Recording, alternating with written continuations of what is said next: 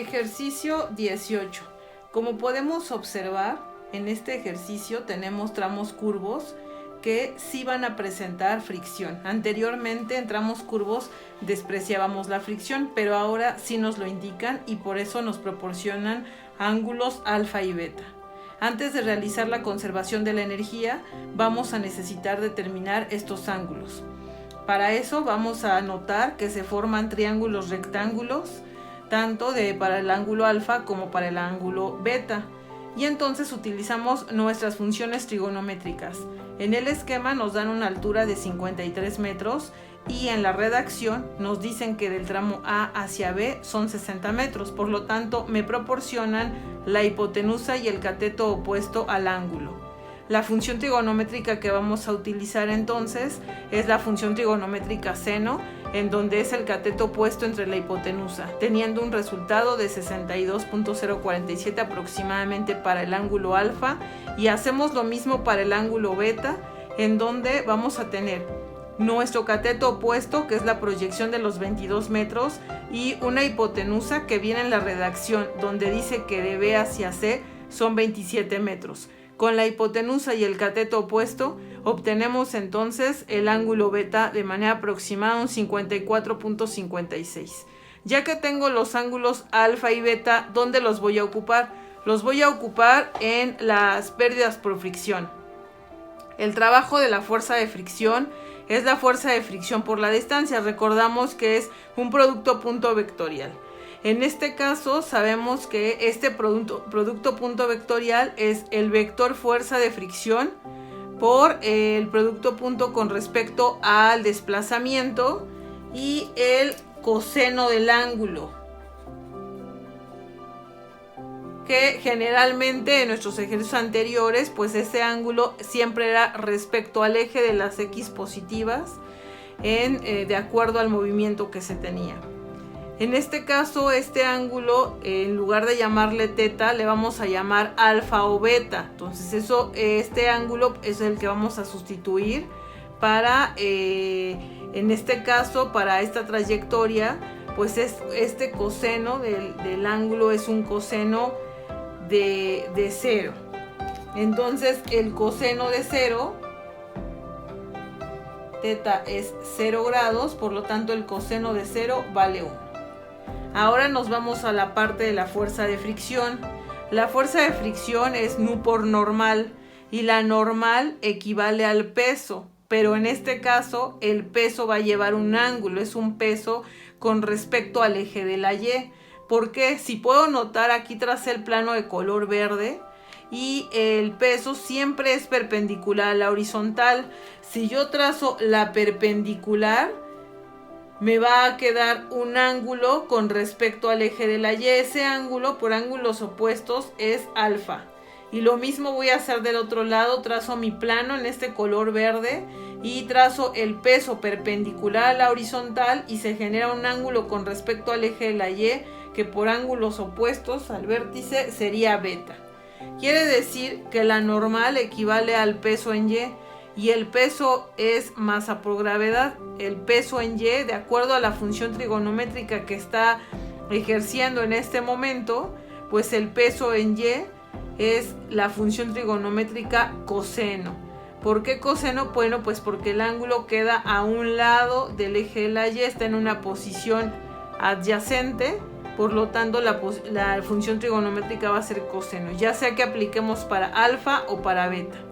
Por lo tanto, las pérdidas por fricción van a ser nu, masa y gravedad, que representan el peso, pero como es un peso en Y, es coseno de alfa o coseno de beta por la distancia. Ya que tengo bien planteado cómo van a ser mis pérdidas por fricción, ahora sí voy a elaborar la conservación de la energía. Para la conservación de la energía hago mi análisis del punto A hacia el punto B. En el punto A, ¿hay altura? Sí, por lo tanto tengo energía potencial. En el punto A, ¿hay velocidad? No, porque la redacción me indica que empieza desde el reposo, entonces no tengo energía cinética.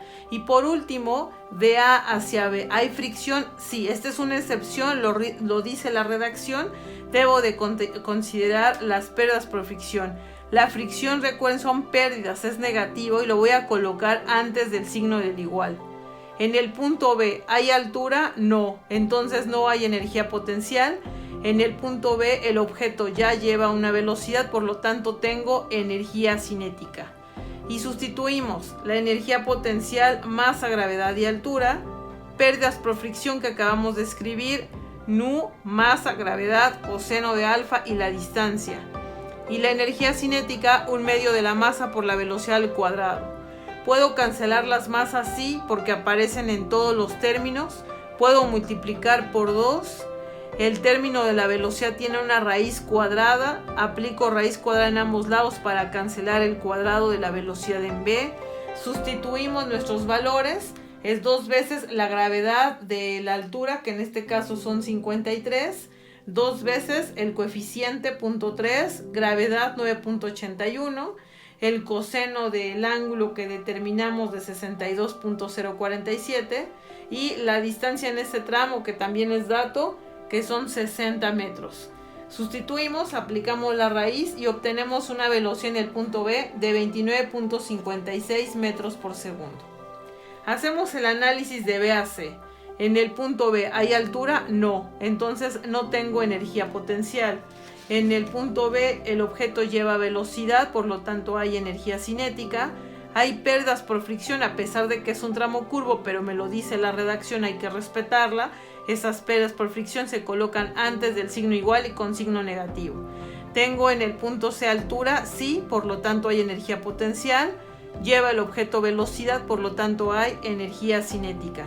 Sustituimos energía cinética, 1/2 de la masa por la velocidad al cuadrado. Pérdidas por fricción, nu, masa, gravedad, el coseno, pero ahora es de beta y la distancia en ese tramo. Vamos con energía potencial, masa, gravedad y altura. Energía cinética, 1/2 de la masa por la velocidad en el punto C al cuadrado. En todos los términos aparece la masa, lo puedo cancelar, multiplico por 2 y como quiero la velocidad del punto C, 2 veces gravedad y altura están sumando, pasan con la operación contraria. Para quitar el cuadrado aplico raíz en ambos lados, se cancela la raíz con el cuadrado y obtengo la velocidad en el punto C de 18.70. Mi resultado es coherente porque, bueno, pues es un tramo con fricción y es un tramo que va hacia arriba, entonces la velocidad pues va a disminuir. Por último, hago mi análisis del tramo C hacia el punto D. En el punto C tengo altura, el objeto lleva velocidad y también tengo pérdidas por fricción, pero ahora el tramo es recto. Si el tramo es recto, entonces ya no debe de considerarse ningún ángulo. No aparece ni alfa, ni beta, ni teta. Y en el punto D tengo nada más energía potencial porque hay una altura, pero el cuerpo ya se va a detener.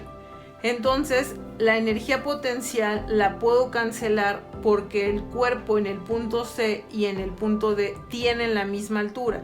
Entonces puedo cancelar la energía potencial, sustituimos y entonces me queda para la energía cinética 1/2 de la masa por la velocidad de C al cuadrado menos nu, que es el coeficiente de fricción, que justo esto es lo que me están pidiendo, masa, gravedad y la distancia de ese tramo igual a 0 porque el cuerpo se detiene.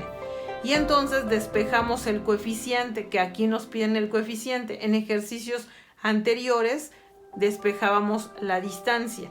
En este caso, bueno, pues ya tenemos la velocidad de C al cuadrado. Cancelamos las masas porque están en todos los términos. Multiplico por 2 para eliminar la fracción.